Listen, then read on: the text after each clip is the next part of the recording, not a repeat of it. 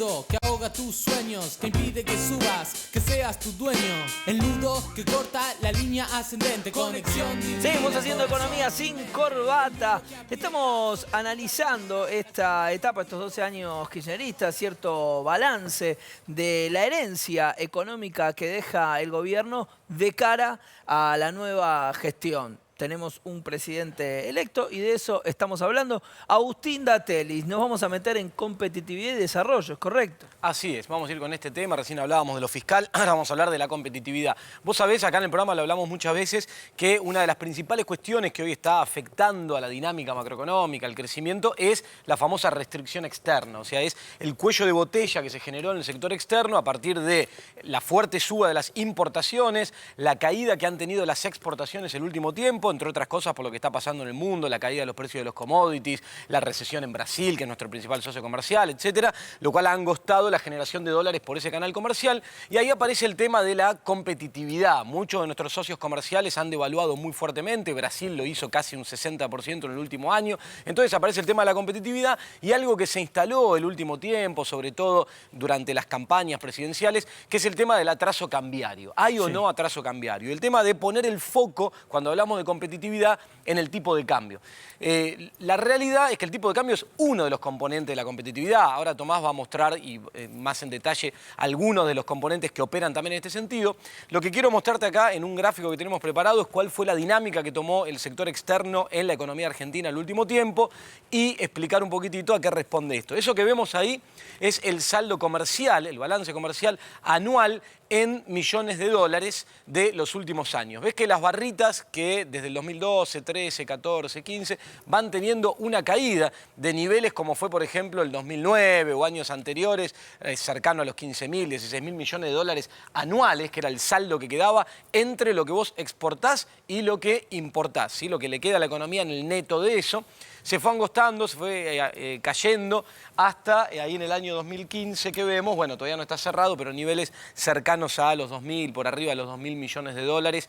Esto genera ese cuello de botella, esa restricción. ¿Por qué? Porque la industria requiere importaciones, porque hacen falta pagar vencimientos de deuda, porque el turismo demanda dólares, y ahí es donde aparece esta cuestión. Ahora, ¿cómo haces para enfrentar esa restricción? Ahí es donde hay que correrse de la cuestión devaluatoria y poner el foco en eso, porque una devaluación del tipo de cambio tiene efectos negativos sobre otras variables económicas. Por ejemplo, te debilita el mercado interno, tiene en términos de políticas distributivas un impacto redistributivo muy regresivo, o sea, afecta a los sectores de menores ingresos, favorece a los sectores concentrados, vinculados con las exportaciones en términos de rentabilidad, pero no te modifica la dinámica exportadora. Si vos hoy devalúas muy fuerte el tipo de cambio en Argentina, además de los problemas hacia adentro que tendrías, no ocurriría una reversión de las exportaciones en términos de ingreso de dólares que te solucione el problema. Por eso la variable cambiaria en sí misma no es una solución. Y además, porque en Argentina tenés un fuerte traslado a precios cuando ocurre una devaluación del tipo de cambio, por la estructura productiva y la dependencia de las importaciones y por los componentes de expectativas que operan en la Argentina, dada la sensibilidad que tenemos a esa variable, que lo que hace es que si la devaluación del tipo de cambio nominal, el tipo de cambio que todos miramos, la relación entre el peso y el resto de las monedas, tiene un fuerte traslado a precios, la competitividad no se ve afectada, no tenés una ganancia de competitividad. Y ahí entran a jugar otros factores mucho más estructurales, de los cuales va a hablar ahora Tomás en detalle. Exactamente, Tomás. Lo que yo propongo, lo que quiero proponerles es pensar a la competitividad en un carácter más amplio, sistémico tal vez, por decirlo de alguna forma, con diferentes vectores. Uno de los vectores, el más tradicional o tal vez también conocido como espurio, es el del tipo de cambio. Ya Agustín explicó las consecuencias que tiene esa herramienta y que tuvo a lo largo de la historia argentina. El otro instrumento, el otro vector tradicional es el instrumento o el vector de costos. Y cuando hablamos de costos hablamos de salarios, de impuestos, o sea, de reducir salarios, de bajar impuestos o de problemas vinculados a la regulación. Los reclamos tradicionales del establishment empresario en la Argentina, digamos, son formas que tiene el sector empresario para ganar competitividad. O sea, perjudicando o deteriorando las posibilidades de desarrollo de los sectores más vulnerables. Claro, básicamente lo que pretenden es yo tengo que vender mi producto al mundo. Para que mi producto sea barato o más barato, lo que necesito es pagar menos impuestos, pagarle menos a los trabajadores. O flexibilizar las condiciones laborales para poder despedirlos ante el primer cambio de condiciones más fáciles. Eso es históricamente en Argentina, en Alemania, en Estados Unidos, cómo funciona la competitividad tradicional o espuria, con las consecuencias regresivas que tiene sobre la distribución del ingreso y, como decía Agustín, el poder adquisitivo. Eso contrasta con el otro bloque de mejoras de competitividad que existen en la economía, que están más vinculadas a herramientas sistémicas, como puede ser, por ejemplo, los incentivos estatales a determinados sectores específicos que uno o bien necesita proteger o bien quiere estimular por sus eslabonamientos vinculados al desarrollo industrial y tecnológico. Y en ese sentido era muy válido lo que veíamos en el primer bloque vinculado al rol del Estado en la innovación. Y también eso, financiar la innovación productiva es una de las mejoras sistémicas que existen de largo plazo, sostenibles en el tiempo, y otra vendría a ser la inversión en infraestructura. Son los 3 bloques por ahí con el financiamiento para los sectores productivos, los 3-4 bloques de mejoras de competitividad sistémicas que reclaman un proceso de planificación y de más plazo que se sostienen en el tiempo y que garantizan mejoras distributivas. En cambio, las otras lo que garantizan es una regresión en materia de ingresos y salarios. Y poca sustentabilidad también. ¿Cómo lo ves, José? Bueno, a ver, Pablo, por ahí lo que me planteaba hacer en esta parte del programa, ya estuvimos hablando de la herencia que deja el kirchnerismo, de las condiciones en las que va a asumir el nuevo gobierno, es tratar de poner en contexto el resultado de las elecciones del domingo pasado y tratar de entender un poco cómo Argentina se inscribe. Siempre decimos Argentina no flota en el vacío, sino que está en unas coordenadas de tiempo y espacio determinadas. Bueno, ¿cuáles son esas coordenadas? ¿Qué es lo que está pasando en América Latina que en parte explica y en parte condiciona el triunfo de Mauricio Macri y el nuevo gobierno que se avecina? Y lo que yo veo básicamente es un incipiente fin de ciclo.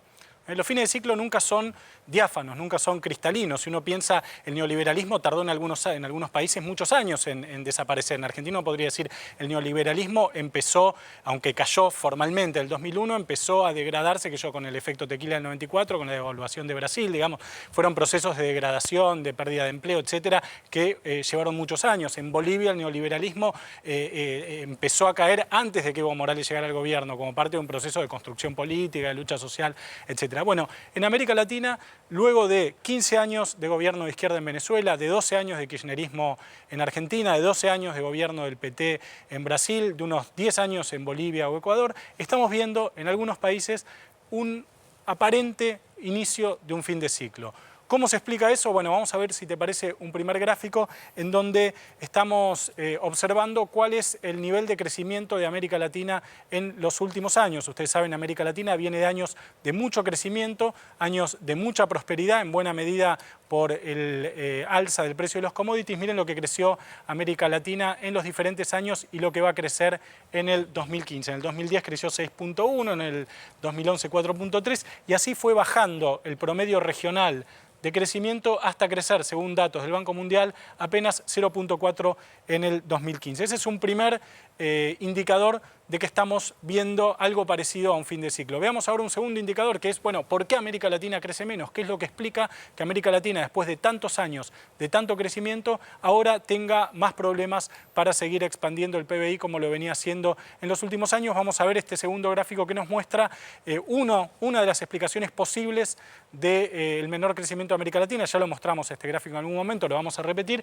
que es la caída de los precios de los commodities. Fíjense, el petróleo venezolano, el carbón colombiano, el trigo argentino, la soja argentina y brasilera y paraguaya, el oro de todos los países, el cobre chileno, todos los precios de los principales productos de exportación de América Latina están cayendo de manera muy agresiva en los últimos años. Esta combinación de menores precios de las materias primas y menor crecimiento ha producido lo que yo llamo un pico distributivo. ¿Qué es un pico distributivo? La sensación, la impresión, vamos a ver si es así, que América Latina consiguió mejorar muy notoriamente sus indicadores sociales en los últimos tiempos, pero que llegó a un pico y que algunas herramientas que se fueron aplicando con mucho éxito en los diferentes países latinoamericanos en los últimos tiempos, el Bolsa Familia en Brasil, la asignación universal por hijo en Argentina, los aumentos de salario mínimo, las extensiones jubilatorias, que son planes sociales o avances sociales, conquistas sociales comunes a todos los países de América Latina, están entrando en un momento en el cual ya no alcanzan a seguir mejorando, a profundizar la situación social. Veamos entonces, si te parece, Pablo, la última placa donde se ve la evolución de la pobreza en América Latina y de la indigencia en América Latina en los últimos años. Veamos cómo la pobreza creció a partir de la crisis de los años 80, tuvo un pico al final de los años 90, cuando termina de caer el neoliberalismo, y cuando la pobreza en América Latina había llegado a un promedio de 43.9, según datos de la CEPAL, y la indigencia es la pobreza extrema, la gente que no tiene ni siquiera lo mínimo para comer y para alimentarse, había llegado a casi un 20%, cómo empieza a caer de manera muy pronunciada a partir de ese momento, a partir del 2001, del 2002, cómo cae, hasta que en un momento se estanca. Los avances en términos de redistribución del ingreso, no lo tenemos ahora, podríamos haberlo puesto también con desigualdad y pasa algo parecido, los avances, las conquistas en términos de lucha contra la pobreza, de lucha contra la indigencia y de reducción de la desigualdad en América Latina también se están estancando. Esto habla de un fin de ciclo y lo vemos en términos electorales. Si uno mira las últimas elecciones que se realizaron en Venezuela, Maduro estuvo a 2 puntos nada más de Enrique Capriles, el candidato opositor. Dilma Rousseff, que había ganado por más de 10 puntos su elección anterior, quedó a menos de 3 puntos de Enrique Capriles y el kirchnerismo perdió las elecciones en Argentina. Quiero decir, este cuadro económico diferente, que llevó a una situación social diferente, se está empezando a reflejar en algunos países en términos electorales. Me parece que el cambio de ciclo político en Argentina, el fin de ciclo político en Argentina, se inscribe en este contexto regional. Clarísimo, José, muchas gracias. Tenemos un hashtag, ustedes saben, han participado mucho durante este año en este programa a través de las redes sociales. En Twitter, el hashtag Economía Sin Corbata. Por supuesto, los invitamos también en el programa de hoy a que nos acompañen con sus opiniones. Nos vamos a venimos en un muy poquitito. Afloja ese nudo que ahoga tus sueños, que impide que subas, que seas tu dueño. El nudo que corta la línea ascendente, conexión